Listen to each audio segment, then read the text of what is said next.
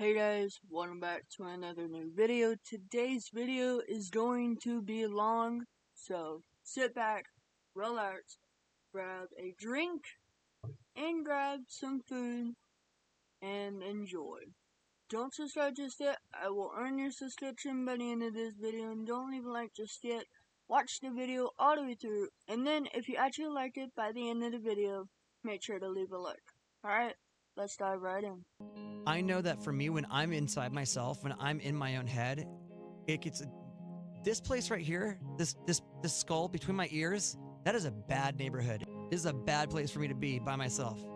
And so when I'm in that, like my whole life gets thrown off. Like if I'm in there, like I don't say nice things to myself. Like there's another Chester in there that's like wants to take me down.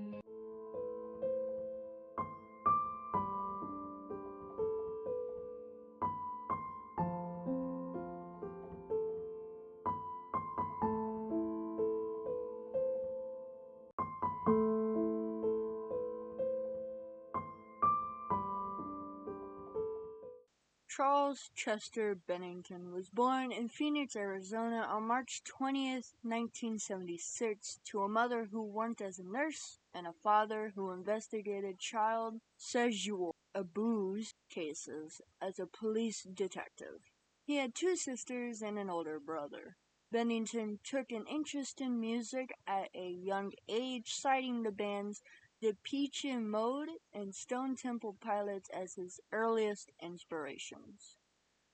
He dreamed of becoming a member of Stone Temple Pilots and would later become their lead singer for a time. At age 7, an older male friend would sexually abuse him. Because of this, Bennington would begin to be afraid to ask for help because he didn't want people to think he was gay or that he was lying. And the abuse would continue until Chester turned 13. Years later, he would tell his father the abuser's name, but would not choose to press charges. Bennington's parents would divorce when Chester was just 11 years old. The abuse and his situation at home affected him so much that he felt the urge to take people's lives and run away. To comfort himself, Chester would draw pictures, write poems, and songs. After the divorce, his father would gain custody of him. Bennington would begin to abuse alcohol, marijuana, opium, coke, meth, LSD. He was bullied in high school, stating in an interview that he was knocked around like a rag doll at school for being skinny and looking different. When Chester turned 17 in 1993, he would move in with his mother.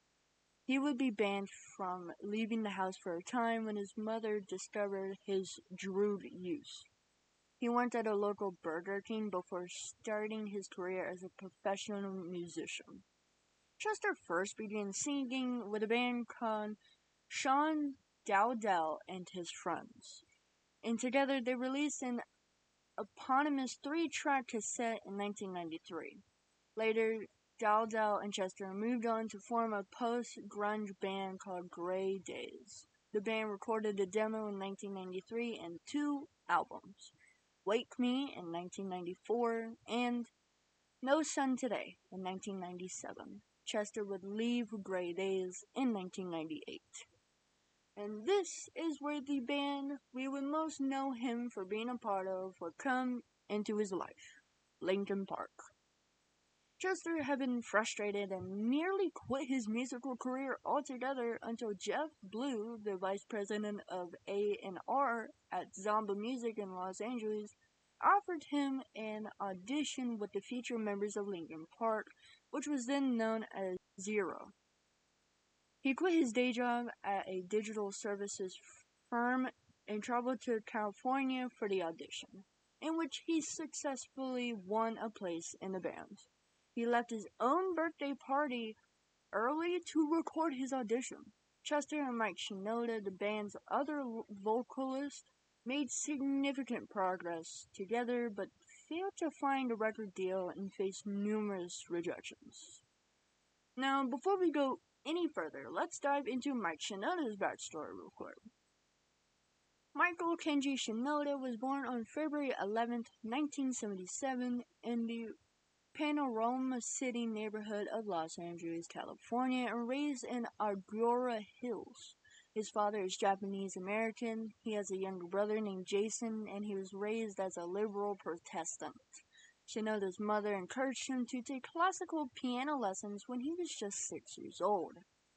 By 13, he expressed the desire to move toward playing jazz, blues, and hip-hop. He later added the guitar and rap-style vocals to his repertoire during his middle and high school years. Shinoda attended Agoura High School with future Linkin Park bandmates Brad Delson and Rob Borden. The three formed the band Zero and began to make a more serious attempt to pursue a career in the music industry. After graduating high school, Shinoda enrolled in the Art Center College of Design of Pasadena to study graphic design and illustration. He attended classes with DJ and turntablist Joe Han.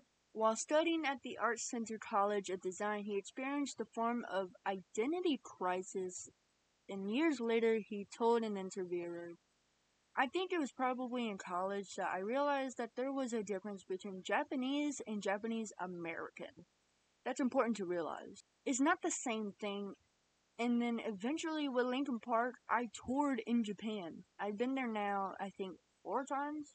I remember the first time I went, how familiar it seemed. Just getting out of the plane, it seemed like my aunt's house in the airport. It smelled like Japan. I don't know if anybody else even noticed it, but I walked out of the plane and thought, this is definitely familiar to me. Didn't even see anything yet. And then going to Tokyo, Osaka, Kyoto, Nagoya, you just recognize things about the way people act, the small things that people do, such as how you'll grab a piece of paper. You don't do that in the States. When I saw somebody do that, I went, oh yeah, my uncle always does that. You know? There are little things that culturally come from Japan, but they also exist in Japanese American culture, and it made me feel like the connection was there. And I kind of hadn't realized how much of it was there. Shinoda graduated in 1998 with a Bachelor of Arts in Illustration and obtained the job as a graphic designer. Blue, who had since become vice president of A&R at Warner Records, intervened again to help the band sign with the label.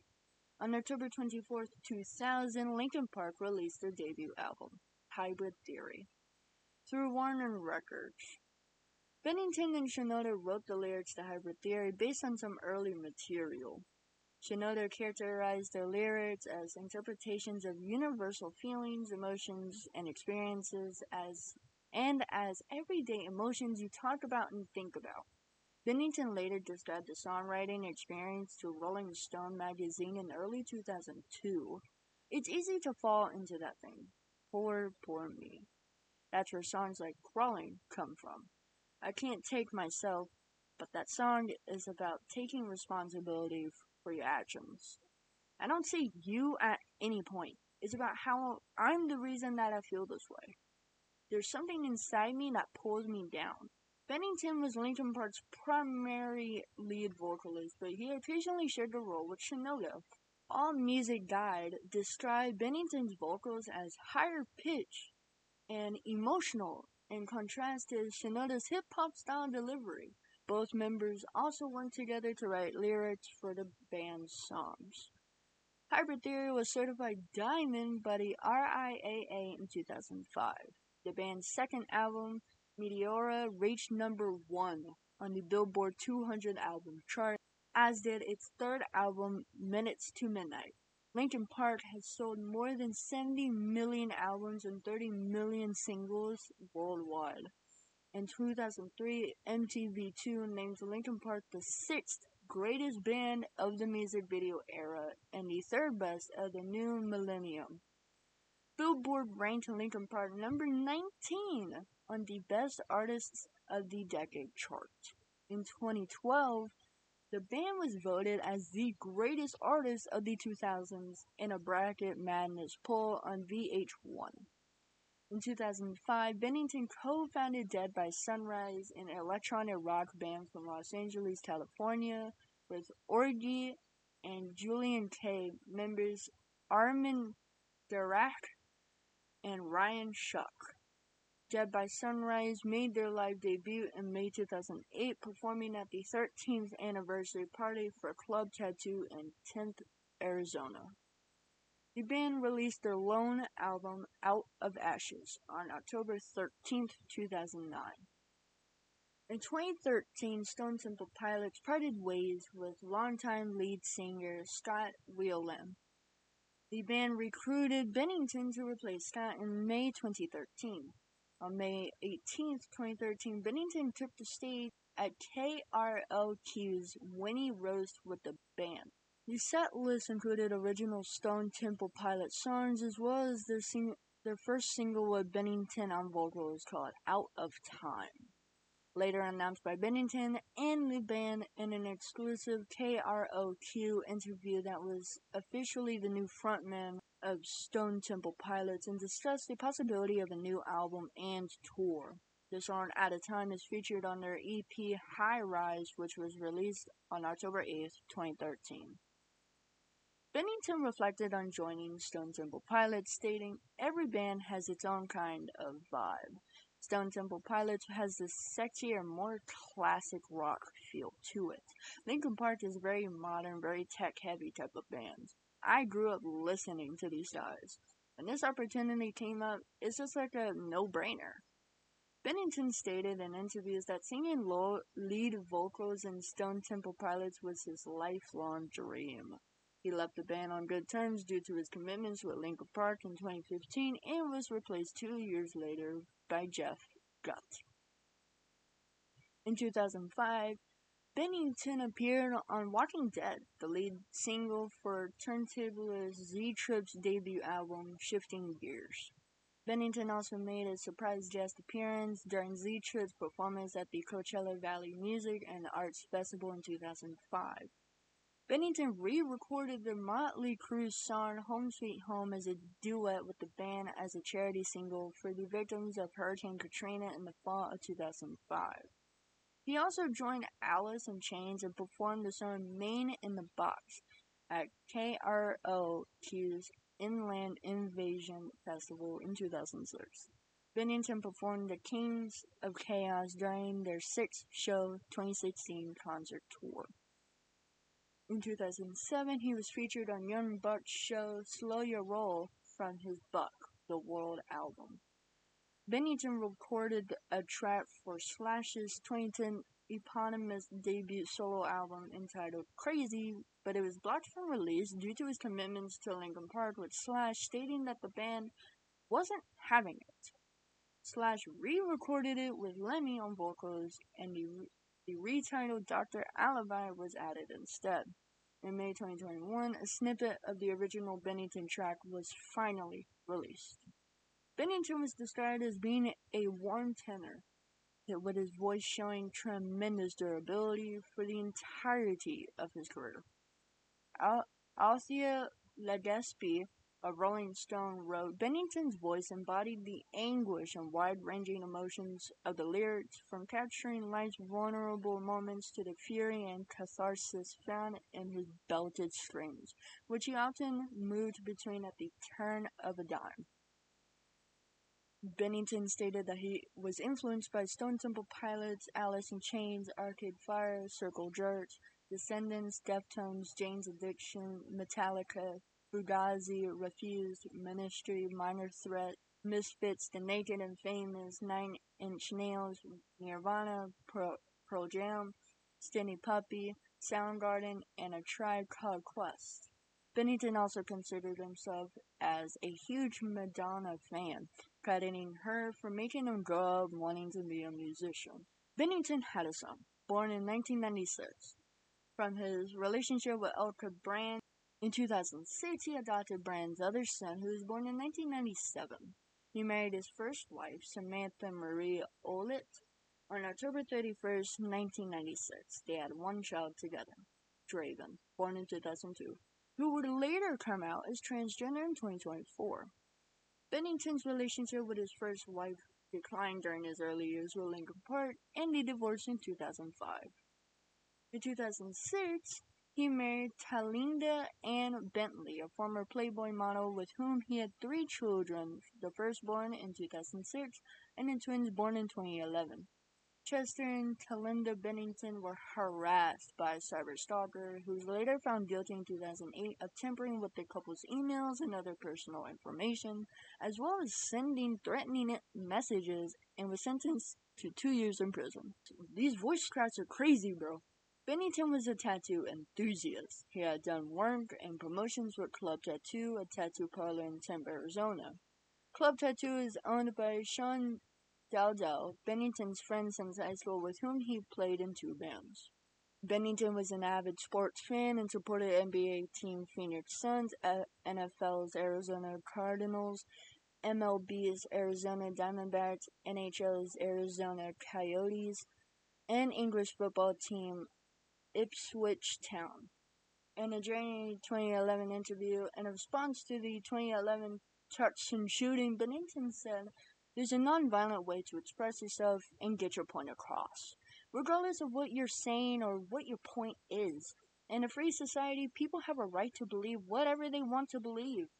That's their business and they can speak their minds. But nobody, even in a free society, has the right to take another person's life.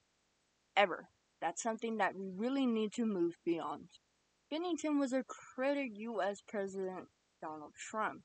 On January 29, 2017, he tweeted that Trump was a greater threat to the USA than terrorism. This tweet resurfaced in July 2020 after Linkin Park sent Trump a cease and desist order for using "in the end" in an ad for his re-election campaign that year. Bennington was plagued with poor health during the making of Meteora and struggled to attend some of the album's recording sessions. In the summer of 2003, he began to suffer from extreme abdominal pain and gastrointestinal issues while filming the music video for Numb and Probe. He was forced to return to the United States for surgery and film the remainder of the music video in Los Angeles. Bennington sustained a wrist injury in October 2007 while attempting to jump off a platform during a show in Melbourne at the Rod Laver Arena. Despite the injury, he continued to perform the entire show with a broken wrist, before heading to an emergency department where he received 5 stitches. In 2011, Bennington fell ill again, and Linkin Park was forced to cancel 3 shows and reschedule 2 from the 8,000 Suns World Tour. He injured his shoulder during the band's tour in Asia and was advised by doctors to have immediate surgery, canceling their final show at Pensacola Beach, Florida, and ending their tour. Bennington struggled with depression and substance abuse. He overcame his drug addiction and denounced drug use in later interviews. He battled with alcoholism during his tenure with Linkin Park, which he overcame following an intervention from his bandmates. In 2011, he said he had quit drinking, noting, "I just don't want to be that person anymore." Bennington injured his ankle in January 2015 during a basketball game. He attempted to cope with the injury and perform with the aid of crutches and a knee scooter. Linkin Park later canceled the remainder of their tour to allow Bennington to undergo surgery and recover. Bennington was a close friend of Chris Cornell. They became friends during a tour they shared in the mid-2000s. Their chemistry between the two strengthened during the 2007-2008 Project Revolution tour when Bennington joined Cornell on stage to sing Temple of the Dogs, Hunger Strike, and then Cornell joined Linkin Park to sing Crawling. Bennington was also the godfather of Cornell's son, Christopher. Cornell died by slide on May 18, 2017. Bennington wrote an open letter to Cornell on Instagram, stating that he could not imagine a world without Cornell in it. Shinoda noted that Bennington was very emotional when the band performed One More Light in Cornell's honor on Jimmy Kimmel Live, and Bennington could not finish singing the song during rehearsal due to this. The band was due to record a live performance of the single Heavy on the show, but Bennington decided instead to play One More Light after hearing the news about Cornell's death. On May 23rd, 2017, a week after his chemo performance, Bennington sang Leonard Cohen's song Hallelujah at Cornell's funeral in Los Angeles with Brad Delson on guitar. On July 20th, 2017, at the age of 41, Bennington was found dead at his home in Palos Verdes Estates, California. Authorities would rule his death as slide by hanger. No slide note was left, and toxicology reports only found a trace amount of alcohol in his system. After Bennington's death, Linkin Park canceled the rest of their One More Light World Tour and refunded tickets. Bennington's death was held on July 29th at South Coast Botanic Garden in Palos Verdes. In addition to his family members and close friends, many musicians who toured or played with Linkin Park also attended. The service also included a full stage for musical tributes. Bennington filmed an episode of Carpool Karaoke, the series 6 days before his death. Bennington's family allowed the episode to be aired on October 12, 2017, and on August 27th, during the 2017 MTV Video Music Awards ceremony, Jared Leto received media attention for his tribute to Bennington and Chris Cornell, some of his former bandmates from Dead by Sunrise and Grey Days, united to perform a tribute for Bennington during the concert on September 2nd in Las Vegas. Linkin Park also hosted a public tribute for Bennington in Los Angeles on October 27, titled Linkin Park and Friends Celebrate Life in Honor of Chester Bennington. The event featured the band's first performance following his death, along with performances from Blink-182, members of System of a Down, Korn, Avenged Sevenfold, Bring Me the Horizon, Sum 41, Yellowcard, and the singer Tiara, among others. Rapper Jay-Z paid tribute to Bennington on several occasions by performing Numb/Encore live. Jay-Z and Bennington collaborated on the song. Coldplay's Chris Martin paid tribute to Bennington during the band's North American tour concert at MetLife Stadium, playing an acoustic version of Crawling on Piano. Several other artists, including Muse, Ryan Key, Machine Gun Kelly, Imagine Dragons, Billy Talent, and Godsmack, also either covered Linkin Park songs or played their own songs during concerts as tribute to Bennington in the days and months following his death. During the 60th Annual Grammy Awards Annual Memoriam Tribute, rapper Logic performed the song 1-800-273-8255 live alongside Alicia Cara as a tribute to both Cornell and Bennington. The song's title was, at the time, the phone number of the 988 Slide and Crisis Lifeline. Marcus Schultz made a trance remix of the Linkin Park song In the End as a tribute to Bennington after his death, which he debuted at Tomorrowland. Bennington and other late musicians were honored in the music video for Hold On to Memories by Disturbed. Following Bennington's death, Limp Bizkit singer Fred Durst said that Bennington had a way of making anyone he spoke to feel heard, understood, and significant. His aura and spirit were contagious and empowering. Often those types of people have so much pain and torture inside that the last thing they want is to contaminate or break the spirit of others. As real and transparent as our conversations would be, he would always be the one projecting light on the shadows. Linkin Park went on hiatus following Bennington's death in 2017, during which the band did not tour or work on new music. The band instead released 20th anniversary reuses of Hybrid Theory and Meteora, along with Paper Cuts, their greatest hits album. On September 5, 2024, Linkin Park announced they would reunite after a 7-year hiatus to release a new album, From Zero, which was released on November 15, 2024. It was supported by a 6-date international tour. The band also introduced 2 new members, new co-lead vocalist Emily Armstrong and new drummer Colin Britton. Several publications have commented on the musical legacy Bennington left behind.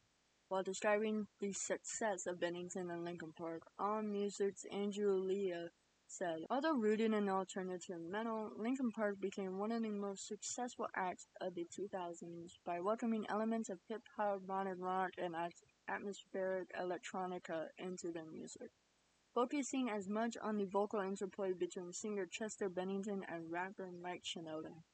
Writing for Billboard, Dan Weiss stated that Bennington turned nu metal universal, as he was clearly an important conduit for his far-ranging audience. Fred Durst, lead singer Limp Bizkit, stated that if it were not for Bennington's voice and his words, nu metal would have never reached the masses and affected so many lives. The New York Times' John Caramanica commented that Bennington's ability to pair serrated rawness with sleek melody separated him from other contemporary singers and also from the artists he was influenced by. John noted, he was an emo sympathizer in a time when heavy metal was still setting the agenda for mainstream hard rock, and a hip-hop enthusiast who found ways to make hip-hop-informed music that benefited his very un-hip-hop skill set.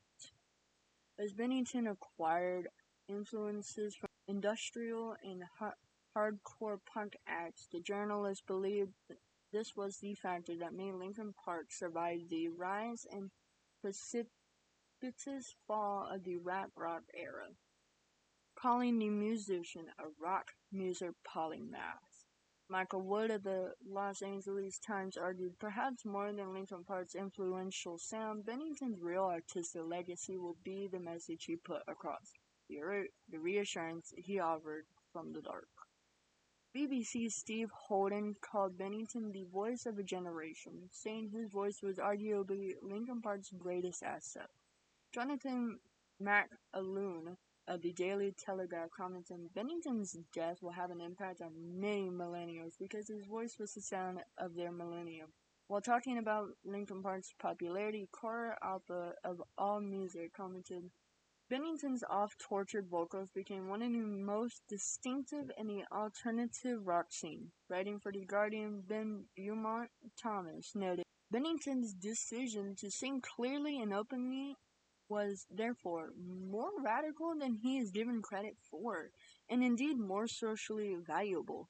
The journalist continued to discuss Bennington's impact, commenting, his plainly articulated tales of emotional struggle gave millions the sense that someone understood them, and the huge sound of his band around him magnified that sense, moving listeners from the psychic space of their bedrooms into an arena of thousands of people who shared their pain. James Hingle echoed this sentiment. Bennington was one of the most honest vocalists out there when it came to his mental health. In the same topic, William Goodman from Billboard said Bennington and fellow musicians Chris Cornell and Scott Weiland helped define a generation of the hard rock sound who were tied together artistically and personally. The Straits Times music correspondent Edino Abdul Hadi stated Bennington was an inspiration to many artists in the Singapore music scene. Callum Slingerland, editor of the Canadian periodical Exclaim, expressed, his influence has been felt in the worlds of rock, metal, rap, and beyond. After Bennington's death, his widow Talinda Bennington launched a campaign called 320 Changes Direction in honor of her husband to help break the stigma surrounding mental illness. During a Twitch livestream, Mike Shinoda confirmed the existence of an unreleased Linkin Park song titled Friendly Fire, which features vocal tracks Bennington recorded during the One More Light sessions. The song was released on February 23, 2024. At the time of his death, Bennington just finished a collaboration with Lab of God guitarist Mark Morton from Morton's solo album, An Aesthetic, entitled Cross Off. Morton later said in interviews that Bennington was very, very excited about the idea of streaming and doing something heavier than what he had been doing lately. The music video for Cross Off later featured an empty microphone as a tribute to Bennington.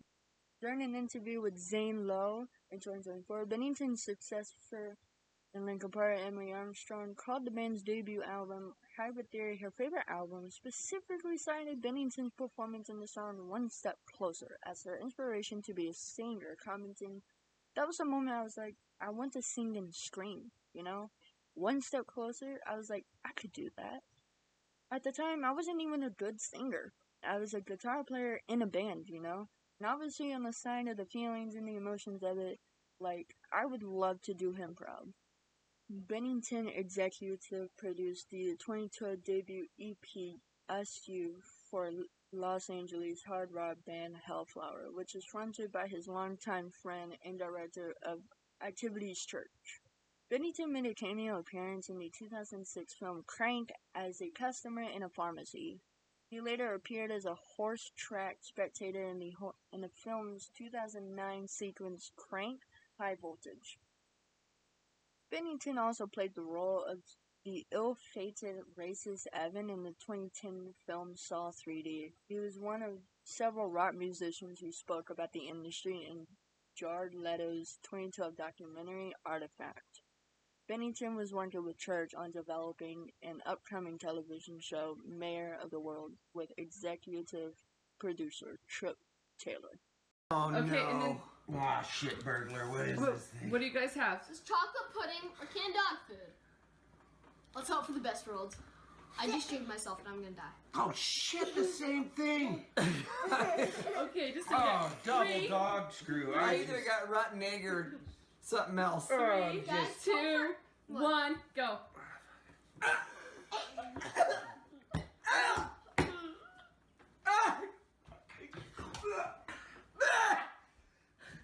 I gotta get cow. I gotta get cow in my mouth. Oh my god. And that's gonna do it. So, this is by far one of my favorite singers of all time. It's so upsetting. If you're dealing with like depression or anything like that, or you're having thoughts about taking your own life, please tell somebody. Like, I don't care if it's me, I will listen. Your mental health is so important. And it's so hard to get over it. I don't know how it feels, but I do know how it feels to have depression. It's very, very difficult. But if you're going through it, please tell somebody, anybody. If you want to come talk to me, I am open. I will listen. Anyway, this is the story of Chester Charles Bennington, and I hope you guys enjoyed. Mental health is serious, so please take care of your mental health, and I hope you enjoyed. I will catch you all in my next video.